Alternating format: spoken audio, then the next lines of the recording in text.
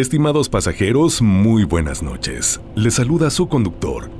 Queridos pasajeros, gracias por atender a una cita más en esta que es la desolada carretera. Hoy, con relatos variados de terror, de temas diversos, pero que créanme, estoy seguro que les van a producir escalofríos.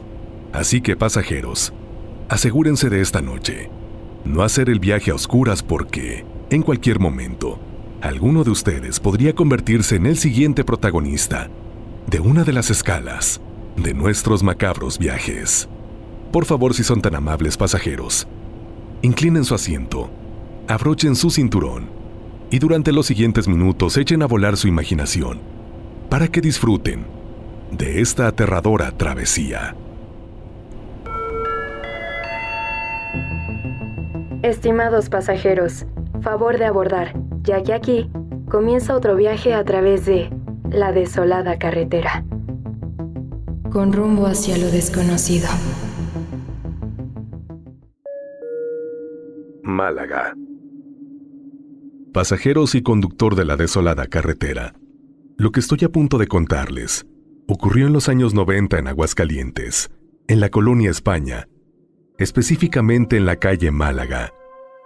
Yo era apenas un muchacho, y como cualquier otro pasaba las tardes jugando fútbol en la calle con mis amigos y los vecinos. Más de una vez, en medio de aquellas retas emocionantes, el balón salía disparado y terminaba en la azotea de la casa de Don Refugio. Nos tocaba subir por él. Don Refugio era un hombre ya grande, serio, reservado. Vivía solo. Nunca le conocimos familia, ni visitas, ni amigos cercanos. Su casa siempre estaba en penumbra, incluso de día. Recuerdo claramente la primera vez que subí a esa azotea. Sentí algo raro, como si alguien más estuviera ahí, observando. No supe explicar por qué, pero la piel se me erizó. En más de una ocasión, cuando el balón volvía a caer ahí, aproveché para asomarme discretamente por una de las ventanas que daban al interior. Fue entonces cuando vi algo que jamás he podido borrar de mi memoria. Don Refugio no estaba solo. Estaba sentado frente a alguien, o mejor dicho, frente a algo. No distinguía un rostro. No había forma definida. Era como una sombra más densa que la misma oscuridad. Una presencia que parecía absorber la luz alrededor. Él movía los labios como si conversara. Asentía, incluso sonreía de manera extraña. Pero del otro lado no había un cuerpo claro. Era como si la negrura hubiera tomado lugar en la silla. No era imaginación, lo vi más de una vez. Se lo conté a mis amigos, pero se rieron. Dijeron que eran historias mías, que veía demasiadas películas, que mi mente me estaba jugando trucos. Con el tiempo dejé de insistir, pero nunca dejé de saber que aquello era real. Los años pasaron y Don Refugio enfermó. Nadie supo exactamente de qué. Simplemente se fue apagando hasta que murió. Como no tenía familiares conocidos, los vecinos se organizaron para velarlo en su propia casa. A mí me tocó hacer guardia unos minutos junto al ataúd. Nunca olvidaré esa sensación. No me atreví a mirar directamente el cuerpo. Sentía un miedo espeso, fuerte, como si el aire se hubiera vuelto tétrico en sí mismo. Los cirios encendidos apenas iluminaban el rostro pálido de Don Refugio. El silencio era incómodo, antinatural. Y entonces ocurrió. Un viento helado atravesó la sala, como si todas las ventanas se hubieran abierto al mismo tiempo. La luz se fue de golpe. Los cirios se apagaron. La casa quedó sumida en una oscuridad absoluta. En medio de esa negrura, se escuchó un aleteo. No era el aleteo de un pájaro común. Era pesado, amplio, como si algo enorme hubiera desplegado sus alas dentro de la habitación. Nadie gritó. Nadie se movió. Solo escuchábamos ese batir que parecía rodearnos.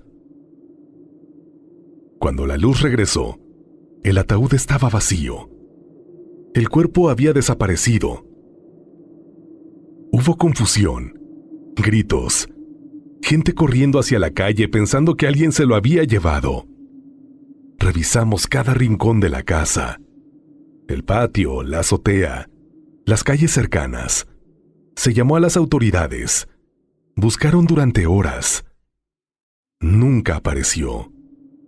Yo no podía creerlo, pero lo vi con mis propios ojos. Don Refugio simplemente ya no estaba. Pasó el tiempo y una tarde, el vecino que vivía justo frente a su casa me llamó para hablar en privado. Me dijo algo que me heló la sangre. Tú que siempre andabas por ahí, dime algo, me dijo. ¿Nunca notaste nada raro? Le hablé de la sombra que le acompañaba. Pero él me contó algo más. Me dijo que por las noches, cuando las ventanas de la puerta principal quedaban entreabiertas, él alcanzaba a ver hacia el interior. Decía que había recortes de periódico colocados sobre una mesa, del tamaño exacto de billetes. Pero por la mañana, esos recortes ya no estaban. En su lugar, había dinero real, billetes auténticos. Yo le dije que estaba exagerando, que eso era imposible, que no inventara cosas. Pero él me miró con una seriedad que nunca olvidaré. Piénsalo, me dijo. Don Refugio no trabajaba, no tenía familia, no recibía ayuda. Entonces, ¿de qué vivía? Esa pregunta se quedó conmigo, porque yo sí había visto con quién hablaba. Intentaron rentar la casa después de su muerte, luego venderla. Varias personas entraron, pero nadie soportó quedarse. Decían escuchar pasos en la madrugada, murmullos como de una conversación entre dos voces, aunque vivieran solos. Las luces se encendían sin razón. Se sentía un frío intenso en una esquina específica de la sala, justo donde yo había visto aquella sombra sentada. Algunos aseguraron haber visto una silueta alta, inmóvil, reflejada en los vidrios, aunque dentro no hubiera nadie. Al final, la casa quedó abandonada. Y aunque han pasado muchos años, cuando camino por la calle Málaga y volteo hacia esas ventanas polvorientas, a veces me parece distinguir en la penumbra esa misma sombra espesa, como si todavía estuviera ahí, esperando. Pero no está sola. Siempre me ha parecido verla acompañada de alguien, tal vez de la traslúcida alma en pena de Don Refugio. No sé qué pasó aquella noche. No sé cómo un cuerpo puede desaparecer frente a tantas personas. No sé si Don Refugio hizo algún pacto, o si aquello vino simplemente a cobrar lo que le pertenecía. Solo sé lo que vi.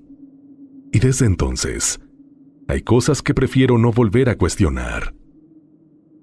Así que ya lo saben, conductor y pasajeros. Tengan cuidado con lo que le piden a la oscuridad, porque a veces suele responder, y esto puede traer consecuencias. Lo barato sale caro. Muy buenas noches, conductor y pasajeros de la desolada carretera.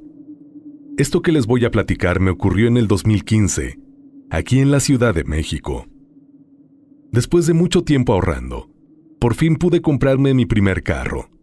No era nuevo ni nada, era de segunda mano, pero para mí significaba un gran logro. Lo único raro era el precio. Era demasiado bajo para el modelo y la marca. Tan bajo que varios amigos me dijeron que desconfiara. Pero la emoción pudo más que la duda. Desde el primer día que lo manejé, sentí algo extraño. No era una falla mecánica ni un ruido. Era más una sensación. Como si no estuviera solo dentro del vehículo. Como si alguien respirara detrás de mí. Al principio pensé que eran mis nervios, mi primer coche, mi primera responsabilidad grande. Pero esa sensación no desaparecía. A veces, al mirar por el retrovisor, tenía el impulso de enfocar el asiento trasero, esperando encontrar algo. Nunca vi nada. Siempre estaba vacío. Hasta que empezaron los comentarios. Un vecino me dijo una tarde: «Oye, ¿por qué dejas a esa señora dentro del carro cuando te bajas?» Yo me reí pensando que era una broma. «¿Cuál señora?» «La que va atrás. Pensé que era tu mamá». Sentí un escalofrío. Le dije que estaba solo, que no venía con nadie. Fui inmediatamente a revisar el coche. Abrí las puertas traseras. No había nadie. Pero eso no fue lo único. En más de una ocasión, personas distintas me hicieron comentarios parecidos. Una señora en el estacionamiento del supermercado, un vigilante, incluso un primo. Se quedó alguien en tu carro, y siempre al revisar estaba vacío.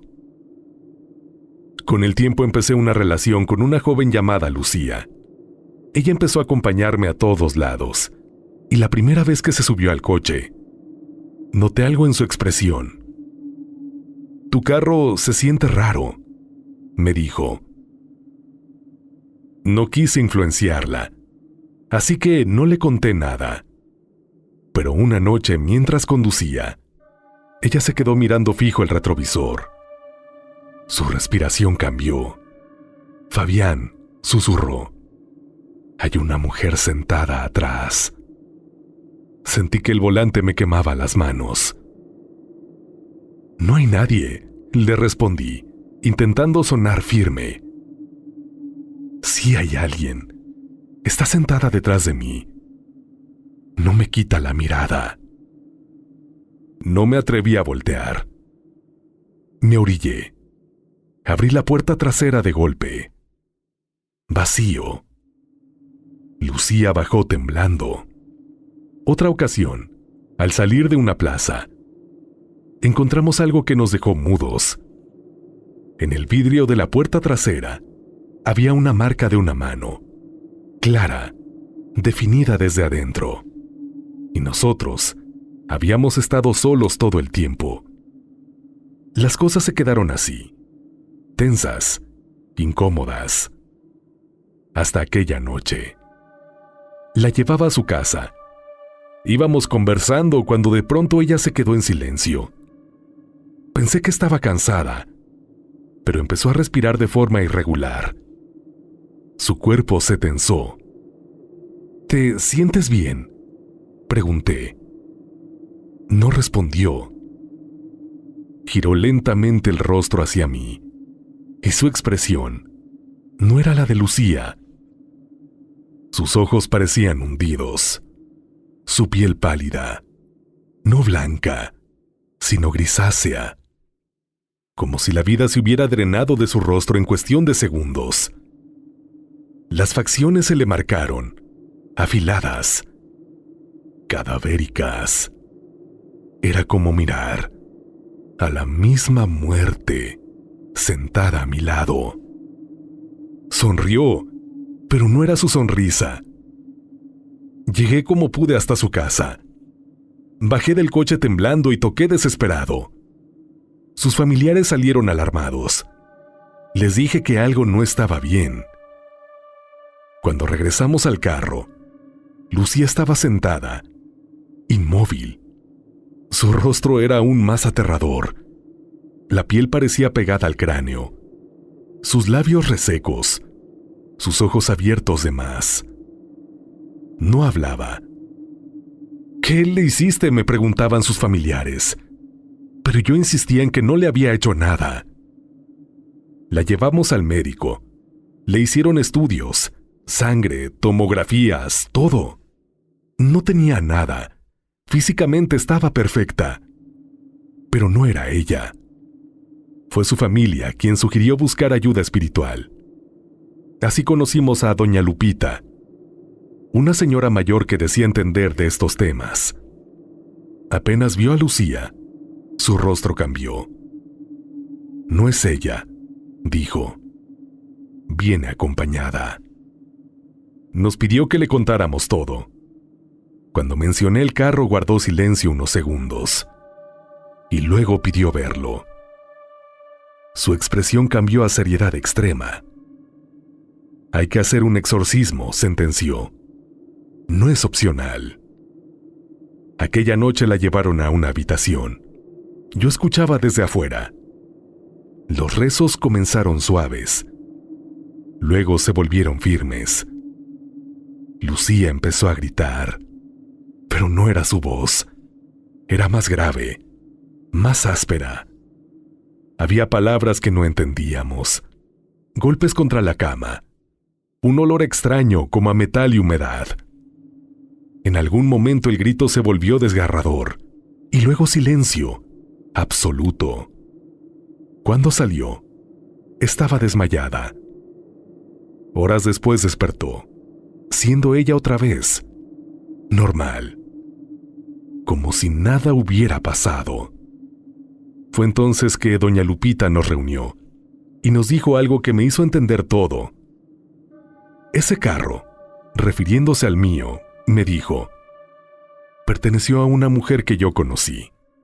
Nos explicó que en vida había practicado rituales oscuros, que usaba ese vehículo para transportar sus objetos, sus fetiches, sus herramientas, que no era alguien común. Esa mujer perdió la vida en un accidente, en ese mismo carro. Seguramente por eso el vehículo fue reparado y vendido. De ahí el precio. Sentí que el piso desaparecía bajo mis pies. Pero lo peor fue lo último que dijo. Se acercó un poco más y en voz baja agregó: esa mujer tenía una devoción muy fuerte a la Santa Muerte. A partir de ese día, busqué la manera en vender el carro lo más rápido que pude. No quise saber más, aunque a veces, a pesar de que ya tengo otro vehículo, cuando manejo por la ciudad y veo luces reflejadas en el retrovisor, todavía siento esa vieja sensación, como si alguien siguiera viajando detrás. Pasajeros, conductor, tengan mucho cuidado con lo que compran, por un precio demasiado bajo, porque a veces lo barato viene acompañado. Encuentros en la madrugada. Hola, conductor y pasajeros. Saludos desde Argentina. Quiero contarles lo que viví hace 6 meses. Una experiencia que hasta hoy me sigue erizando la piel. Eran las 3 de la madrugada. Estaba en mi casa, medio dormida, cuando un sonido me arrancó el sueño. Se escuchaban cadenas arrastrándose sobre el techo. Un arrastre pesado, metálico, lento, como si alguien caminara allá arriba, jalando algo enorme. Me sobresalté. Una voz clara, firme, no sé si era un ángel o mi propio subconsciente, pero sonó externa, ajena a mí. Me dijo: «¡Hey! ¡Para! No vayas hacia allá». Sentí un escalofrío recorrerme la espalda. Desde mi cuarto podía verse la ventana del comedor. A pesar del miedo, me asomé. Y ahí estaba. La parca, o como muchos la conocemos, la muerte. Estaba encapuchada. Su figura era oscura, alta, inmóvil. En una mano sostenía una guadaña que brillaba tenuemente bajo la luz de la noche. No era un brillo normal. Era frío, cortante. Y lo más impactante fue que pude sentir literalmente el frío de la muerte atravesándome el cuerpo, como si el aire se hubiera congelado solo alrededor de ella. La voz volvió a hablarme, más urgente esta vez. Está aquí por los varones de tu familia, y si te interpones o te acercas, te llevará con ella. Fue como si algo me sujetara, como si me frenaran físicamente para no avanzar hacia la ventana. Sentí que no debía acercarme más. Entonces comencé a clamar, a orar por los hombres de mi familia, por mis familiares varones. Lo hice con desesperación, con el corazón latiéndome en la garganta. No sé cuánto tiempo pasó, pero cuando miré el reloj, eran las 3:45 de la madrugada, y ella ya no estaba. El silencio volvió a la casa. Pensé que todo había quedado ahí, que quizás solo había sido una advertencia sin consecuencias, que tal vez no haría nada, pero exactamente un mes después, mi tío perdió la vida. Perdió la batalla contra esa enfermedad que causa tanta angustia y tanto temor, el cáncer. Desde entonces no he podido olvidar esa madrugada, la imagen de la figura encapuchada, el brillo helado de la guadaña, y ese frío que no era el del clima, sino de algo mucho más profundo. A veces me pregunto, ¿fue una advertencia, una despedida anticipada, o realmente fue la muerte, anunciando su llegada?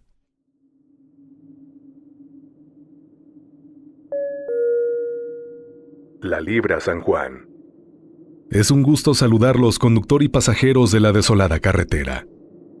Yo sé que en este espacio, mientras recorremos este misterioso camino, se han contado muchas historias del camino a San Juan de los Lagos. Historias de peregrinos, de promesas, de apariciones. Historias que son ciertas, ya que ese camino guarda muchos secretos.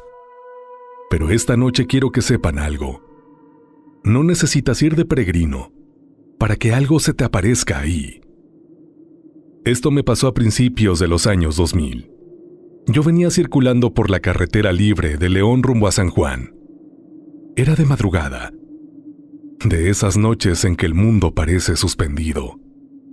No había tráfico, no había luces más que las de mi coche, y a lo lejos, alguna que otra lámpara intermitente que apenas iluminaba los tramos más solitarios. La carretera estaba desierta, oscura, silenciosa. El asfalto parecía tragarse el sonido del motor, y a los lados, puro campo negro, extendiéndose hasta donde la vista ya no alcanzaba. En un punto lo vi, un hombre caminando en la orilla. Le costaba trabajo avanzar. Iba encorvado, cojeaba. Cuando me acerqué más, noté algo que me heló la sangre. Estaba herido. Su ropa tenía manchas oscuras. Caminaba como alguien que había sufrido un accidente. Sin pensarlo demasiado me orillé. Bajé el vidrio y le pregunté si estaba bien. Con voz débil me dijo que había tenido un percance unos metros atrás, que su camioneta se había quedado más atrás en la carretera. Eso me pareció raro.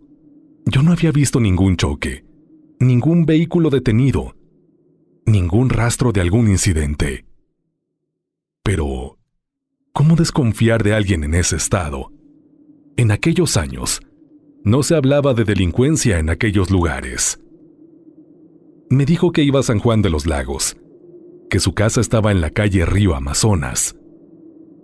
Le abrí la puerta. Cuando subió vi bien sus heridas.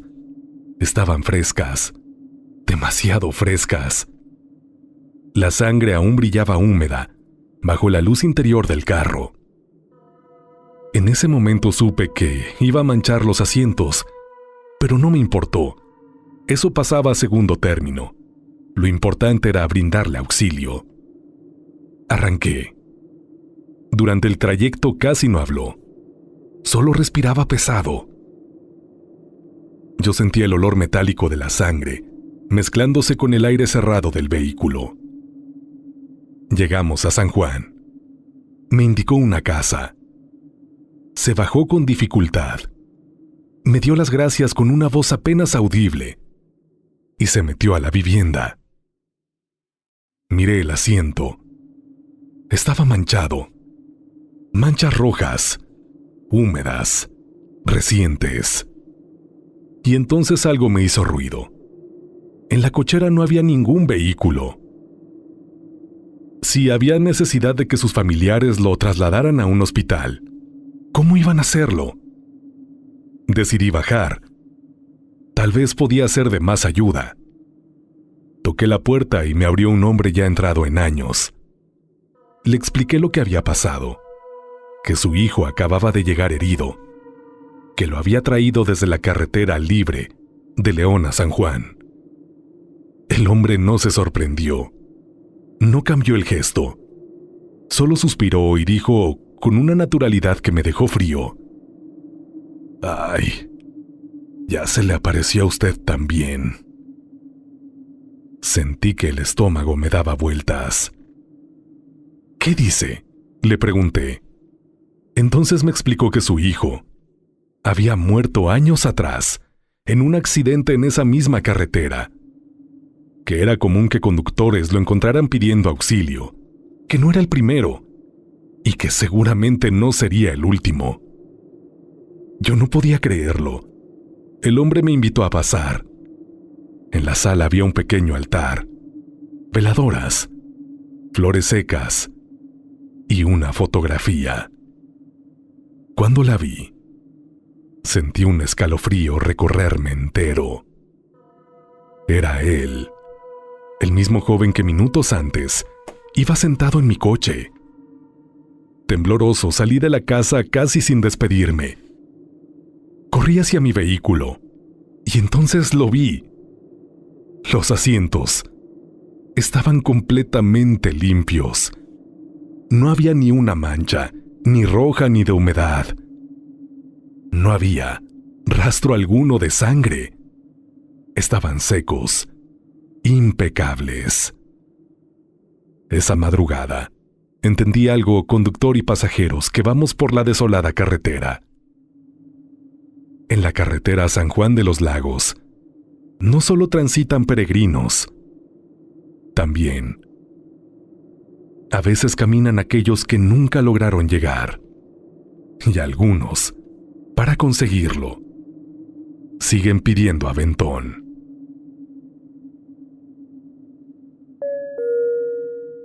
La estación.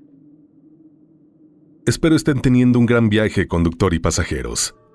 Esto que estoy por platicarles me pasó en los años 90, cuando trabajaba en una estación de radio, de la que no puedo mencionar su nombre. Era una cabina pequeña, luces tenues, consola analógica, cartuchos, CDs rayados, y esa vibra tan particular que solo tienen las estaciones de esa época. Aquella noche, habíamos terminado tarde. Dejamos sintonizada la estación. Esta solo transmitía pop en inglés y en español. Pura música alegre de los 90. Ya saben. Canciones movidas. Nada fuera de lo común. Salimos a cenar unas hamburguesas. Era cerca de la medianoche. La ciudad estaba medio vacía.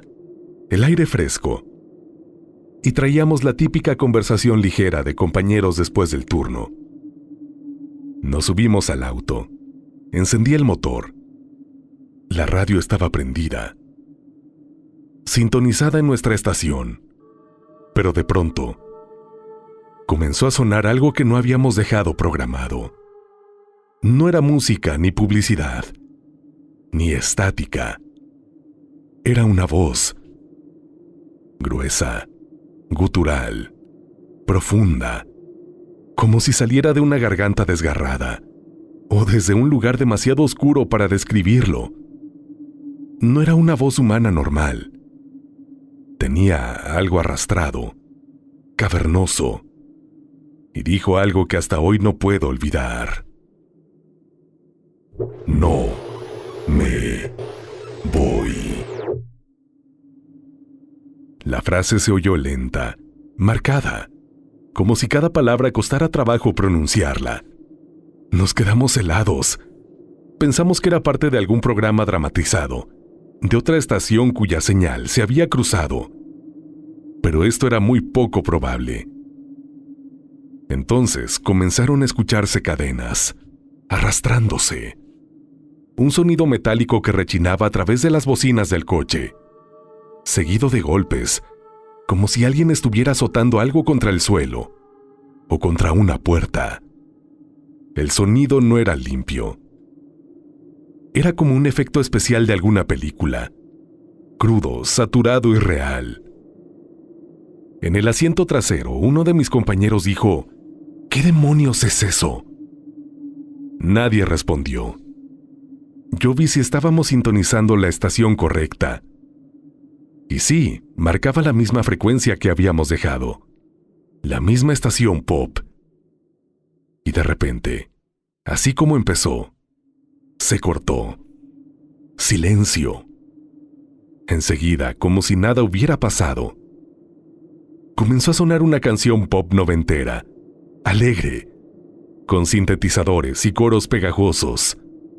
Perfectamente normal. Nos miramos sin decir palabra. Pensamos que tal vez habíamos sintonizado mal, que fue interferencia, que fue una broma radial. Fue al día siguiente, conductor y pasajeros, que fuimos conscientes de un detalle que nos dejó peor. Un compañero nos comentó que un día antes, en un programa nocturno de esa misma estación, en un segmento dedicado al rubro paranormal, habían recibido la llamada de un padre asesor. Durante la transmisión, el sacerdote aseguró estar realizando un exorcismo a distancia. Según contó, la persona afectada no podía presentarse físicamente, así que decidió hacerlo a través de la llamada en vivo. Muchos radioescuchas escucharon oraciones, rezos y, según algunos, ruidos extraños en el aire. Nosotros no lo escuchamos esa noche. Ahí inmediatamente supimos que lo que escuchamos en nuestras bocinas estaba relacionado con ello. Ahora, conductor y pasajeros, cada vez que recuerdo esa voz diciendo "no me voy", me pregunto algo. ¿Y si aquello que intentaron expulsar no se fue realmente? ¿Qué tal si solo necesita de alguna frecuencia para seguir manifestándose?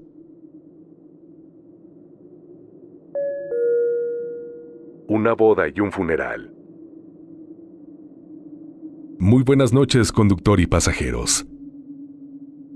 Les saludo desde el estado de Veracruz.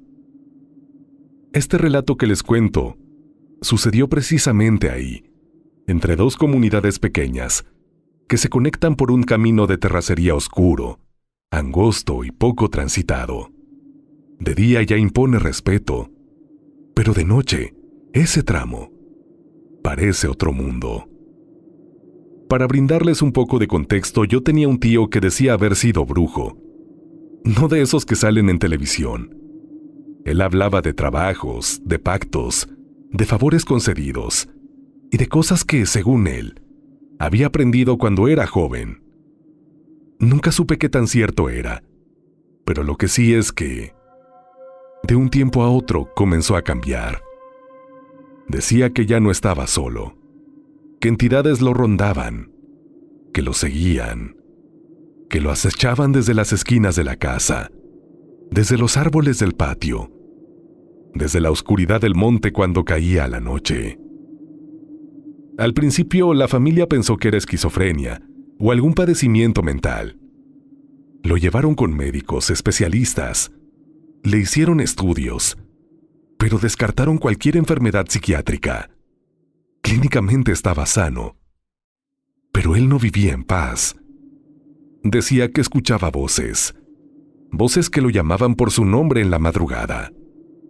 Voces que le recordaban cosas que, según él, había hecho en el pasado. «Te toca pagar», le susurraban. «No creas que olvidamos. Ya casi vamos por ti». Con el tiempo dejó de dormir, bajó de peso, se volvió paranoico, cerraba puertas, ventanas, ponía sal en las entradas, colgaba amuletos, hasta que un día dijo algo que todavía me retumba. «Ya no me quieren asustar. Ahora sí ya me van a llevar».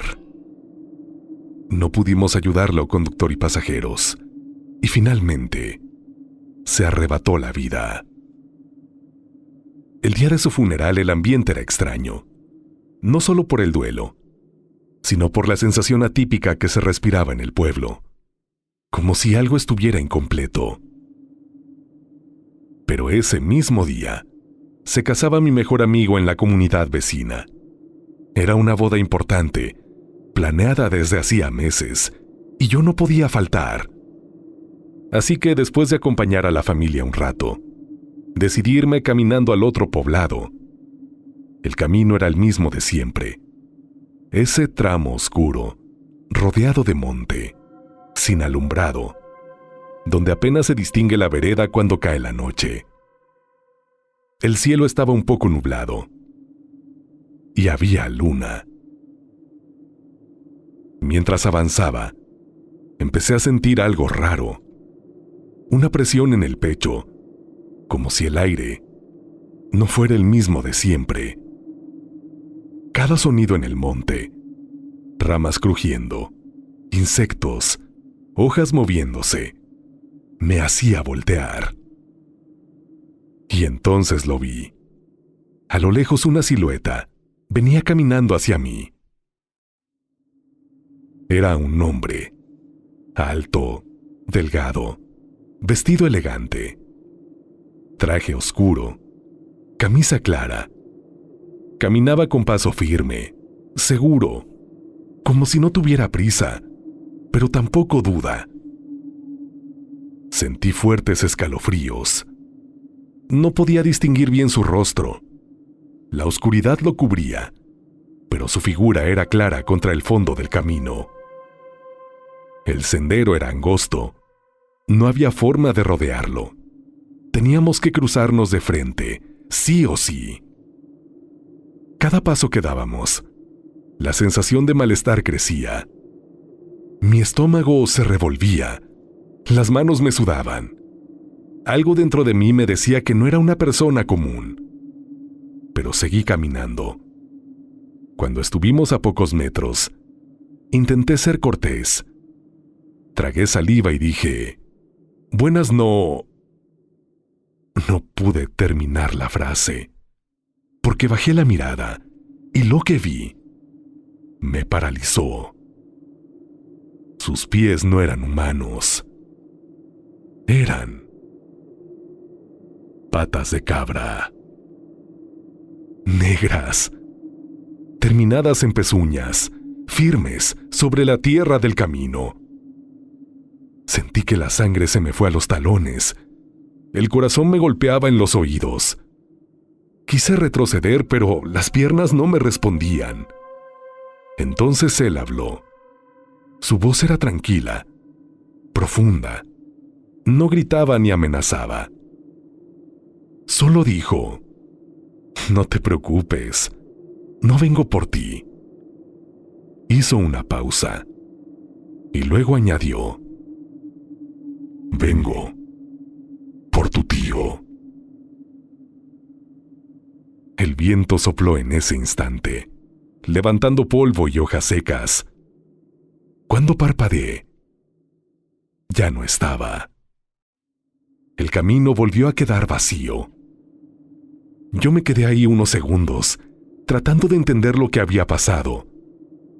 Después caminé lo más rápido que pude hasta el otro pueblo.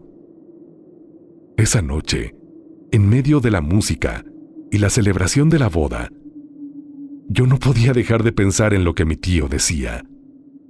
que lo acechaban, que iban a ir por él, que tarde o temprano le cobrarían.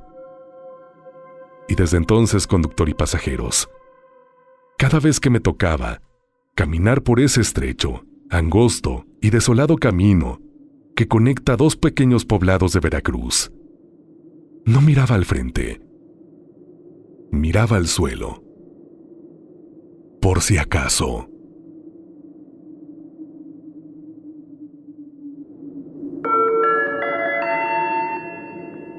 Estimados pasajeros, hemos llegado a nuestro destino. Gracias por acompañarnos en este viaje. Es momento de descansar. Si creen poder,